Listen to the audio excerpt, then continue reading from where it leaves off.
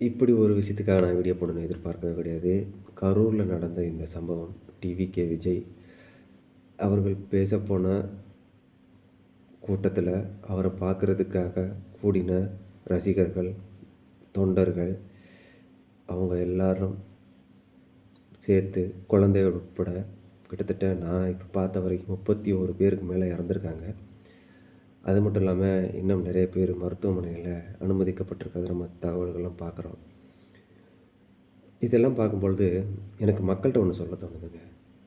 ஏங்க அவர் ஒரு நல்ல தலைவராக வரணும் அப்படின்னு நீங்கள் அவருடைய ஆதரவை ஓட்டு போட்டு தெரிவிங்க. இல்லை இப்போ இருக்கக்கூடிய சோஷியல் மீடியாவில் ஷேர் பண்ணி, லைக் பண்ணி, கமெண்ட் பண்ணி நீங்கள் அந்த மாதிரி உங்களுடைய அன்பை வெளிப்படுத்துங்க. சில வருடங்களுக்கு முன்பு தான் நம்மக்கிட்ட இந்த மாதிரி வசதிகள் கிடையாது. அதற்காக நம்ம தலைவர்களை நேரில் போய் பார்த்தா அது ஒரு சந்தோஷமாக இருந்தது. பட் இருந்தாலும் இப்போவும் இவ்வளவு தூரம் ஒரு ஆர்வமாக நீங்கள் பார்க்க போனதுனால இழப்பு யாருக்கு? உங்களுடைய தலைவருக்கு அது ஒரு வருத்த செய்தியாக மட்டுமே இருக்குமே தவிர அவருக்கு இதனால் ஒரு இழப்பும் கிடையாதுங்க.